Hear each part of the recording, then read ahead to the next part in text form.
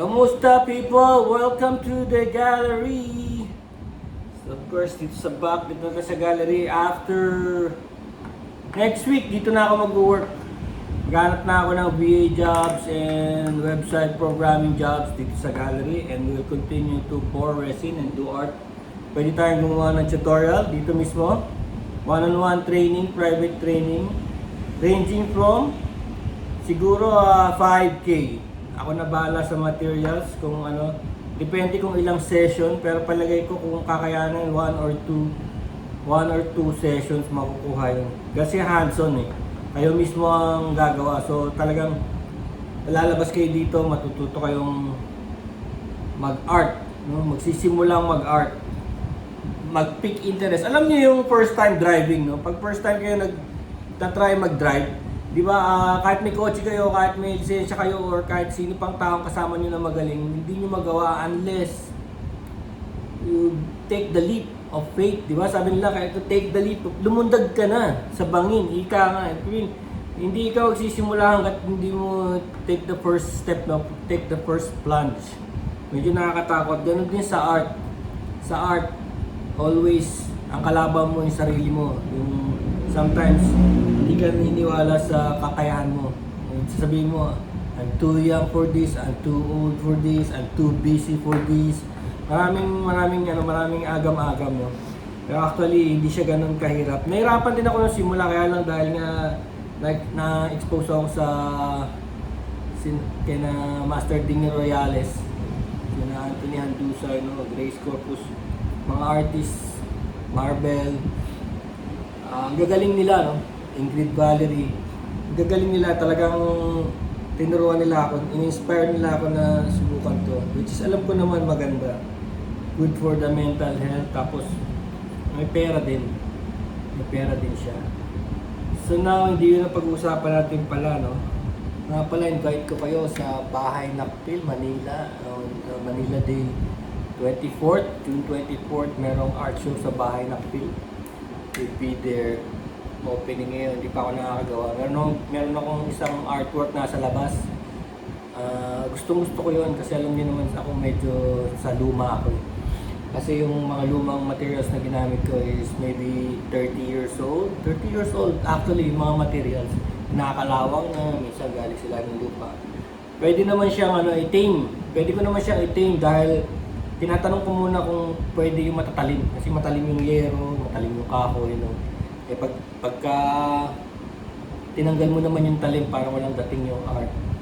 Ngayon, nagpaalam mo na kung pwede. Hopefully payagan, pero usually bawal.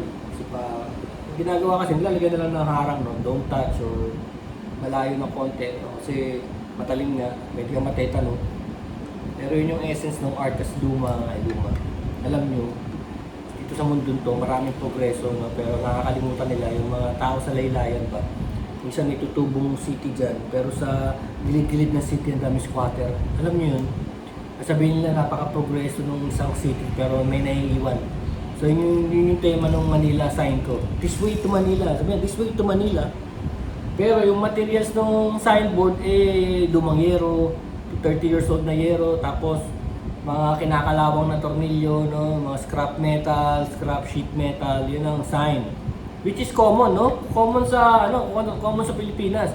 Gusto mong invite yung mga tao dito sa isang progressive city, pero yung mga signboard along the way, mga parang basura, no? So yun yung essence nun. May nalilimutan. Sa progreso ng isang bayan, may nalilimutang mga citizens, no? Baga, ganun pa rin. Mga mayaman, sila yung tulong ng mayaman, yung may hirap, nakalimutan. No? Pero pag hindi pinayagan yun, I'm ready to do another Manila art, like this one, Jeep, no? Siyempre, simple natin yan. Actually, pinagawa ko to sa Maynila, no? Some kind of bronze cast metal. And of course, our art, diba? Marami tayo yan, our art, yan. Pwede ako gumawa ng isang resin pagka hindi pwede yung Sharpie ko. And of course,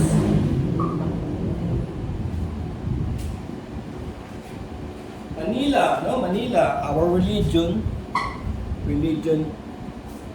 Kailangan isama rin natin to dahil may culture tayo doon na most numbers of Catholics. Yun, tapos pati mga Muslim brothers natin. Ayun, hahanapan ko rin sila ng symbol. Hanapin ko pa, hindi ko pa alam kung anong symbolism mo. Ano. Sasama rin natin yun. So, lahat ito para sa lahat. No? So, yun yung second art natin. Total maaga pa naman, may isang linggo pa naman ako. To decide, mabilis lang yun. Kasi tignan mo nga itong mga ideas na ito. Minsan minutes lang. Nasa isang video pala yan, pero iano ko na sa inyo. Inaayaw ko sa inyo. Ito yung mga standing pores natin. Standing pore. Kumbaga, hindi na siya mesa kasi masabi ng matangkad. Kasi ito yung mga achievement, ito yung nagawa na natin ng mga pores. Mga pores na yun. Ito, okay na siya, naka first layer na. So ngayon, ang tinitignan na lang natin dito is kung gusto nyo ito sa motorcycles, kung may background art o wala.